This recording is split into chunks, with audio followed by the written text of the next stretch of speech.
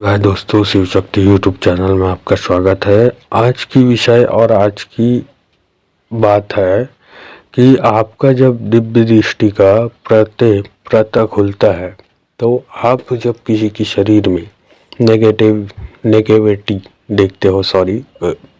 मैं शॉर्ट में बोलता हूँ, इतना पढ़ा लिखा नहीं हूँ, कम पढ़ा लिखा हूँ, तो कोशिश करता हूँ, लेकिन क्या है, थोड़ा सा मिस्टेक हो जाता है। मैं शॉर्ट में बोलता हूँ, अगर आप किसी की शरीर में भूत प्रेत जिन मसान शैतान देखते हो तो वो किस तरीके से दिखती है। जब आपकी दिव्य दृष्टि खुल जाती है, जब आपकी तीसरी थर्ड आई खुल जाती है, तो किस प्रकार से वो चीज़ें दिखती है आपको। कोई भी प्रेत हो, किसी की व्यक्ति के अंदर है। देखो, प्रेत कई जगहों पे बैठता है, या कंधे पे, घुटने पे, सर पे, छाती पे, कमर पे, हाथ पे। आपको मैं बताऊं, जब दिव्य दृष्टि खुल जाती है ना, तो वहाँ का सीटी स्कैन आपने देखा होगा। सीटी स्कैन जब आपने देखा होगा, जैसे कि हमारा सीटी स्कैन होता है तो हमारे जितने शरीर के अंदर जो चीज़ें रहती है वो हमें क्लियर दिखती है।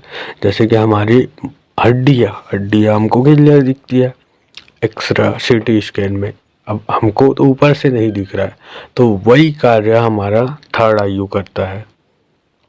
थर्ड जो आइस होती है ना, वो करती है। पहली चीज़ तो मैं आपको बता दूं, दिव्य दृष्टि जब खुलती है तो दिव्य दृष्टि में 7 परत होते हैं। 7 परत में जब पहला परत खुलता है तो आपको हल्का हल्का अनुभव होना स्टार्ट होता है।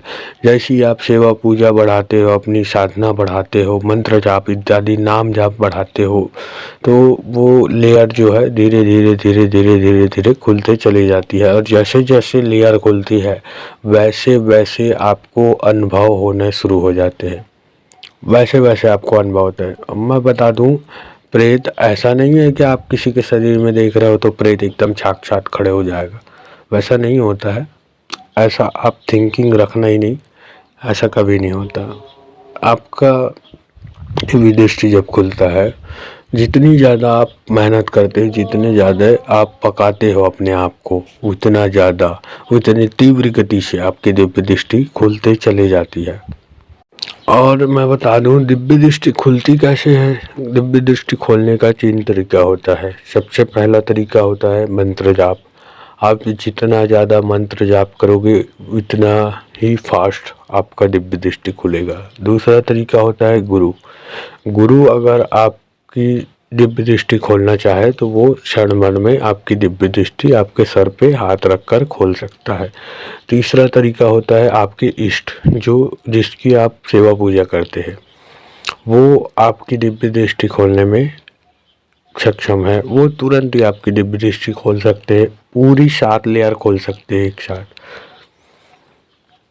अब मैं बता दूं आपको, जब आपकी दिव्य दृष्टि पहली दूसरी परत खुलती है तो आपको चीज़ें धुंधला धुंधला दिखता है। जैसे कि आप जब किसी कांच पे पानी रहता है तो कैसे दिखता है, हमको ब्लर ब्लर दिखता है। उसी प्रकार आपको दिखता है जब आप कोई कांच पे कपड़ा मारते हो या साफ करते हो तो क्लियर दिखता है। उसी प्रकार से आप जितनी ज़्यादा अपना लेयर खोलते चले जाते हो उतना ही आपको क्लियरिटी से दिखना स्टार्ट हो जाता है। दिव्य दृष्टि 2 तरीके से होती है। एक जो होता है, हम भूत भविष्य वर्तमान देख सकते हैं, उसे भी दिव्य दृष्टि कहा जाता है। और एक जो दिव्य दृष्टि होती है जिससे हम चीज़ों को देख सकते हैं, जैसे कि प्रेतों को देख सकते हैं, देवताओं को देख सकते हैं, या बहुत से ऐसी चीज़ है, सक्षम चीज़ है जिन्हें हम आसानी से देख सकते हैं, जो नॉर्मल व्यक्ति नहीं देख सकता। जो एक साधक भगत होता है वो ये चीज़ों को आसानी से देख लेता है। क्यों देख लेता है? क्योंकि उनकी दिव्य दृष्टि खुल चुकी होती है। कैसे खुलती है मैंने आपको बता चुका है कैसे खुलती है।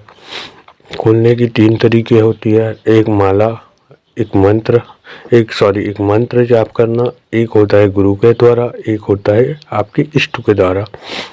3 तरीके से आपके दिव्य दृष्टि खुलता है। खोलने का तरीका आपको पता चल चुका है। आपको मैं बता दूं, नाम जाप से भी दिव्य दृष्टि खुलता है। आप जितना ज़्यादा नाम जाप करोगे उतनी ज़्यादा आप पर ईश्वरी कृपा बरसती है। हमारी दिव्य दृष्टि कार्य क्या क्या करती है? कार्य ये करती है आपको स्वप्न सिद्धि, स्वप्न में देव दर्शन, स्वप्न में मंत्र का ज्ञान, देवताओं का साक्षात दर्शन, प्रेतों का देखना, प्रेत कहाँ बैठा है, किसके शरीर में बैठा है, कहाँ कैसा दिखता है, ये बताता है। अगर किसी व्यक्ति के ऊपर कोई भगवान की सवारी है, कोई देवी देवताओं की सवारी है, तो वो कहाँ बैठी है, कैसे दिखती है, वो देखना।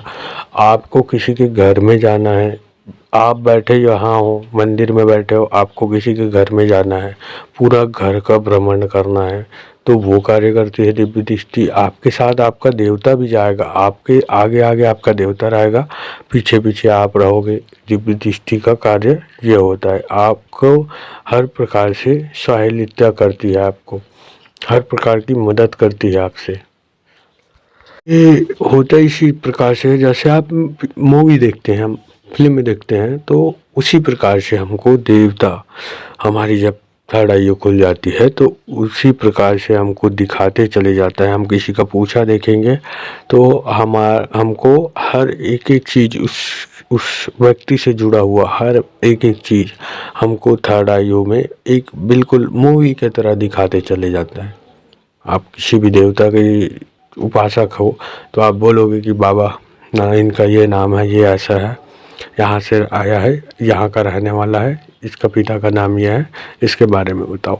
तो वो हर एक एक चीज़ आपको ना थर्ड आयु से दिखाना शुरू कर देता है। अब हमको किसी व्यक्ति के शरीर में प्रेत बैठा है तो दिखता कैसे है? प्रेत बैठा हुआ दिखता है, बहुत सी जगहों पे बैठता है प्रेत, सर पे, कंधे पे, घुटने पे, नाभि पे, छाती पे, पीठ पे। तो वो दिखता कैसे है हमको?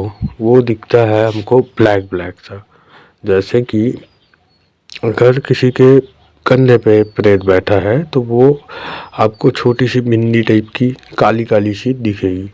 अगर बहुत सारे जगह पे प्रेत बैठा है तो बहुत सारे जगह पे दिखेंगे। अगर एक ही जगह पे 4-5 प्रेत बैठेंगे तो आपको बड़ा सा भद्दा टाइप का दिखेगा, काला काला, अगर प्रेत बैठा है तो। अब बात करते हैं देवताओं बैठे हैं। अगर देवी देवता बैठे हैं आपके शरीर में कहीं पे तो वो भी उसी प्रकार से दिखेंगी, लेकिन उनका कलर अलग दिखेगा। मैं आपको बता दूं, देवताओं के हिसाब से कलर दिखेगा। जैसे कि हनुमान जी है तो हनुमान जी का रेड रेड सा दिखेगा, बिंदी ही दिखेगा लेकिन आपको रेड दिखेगा।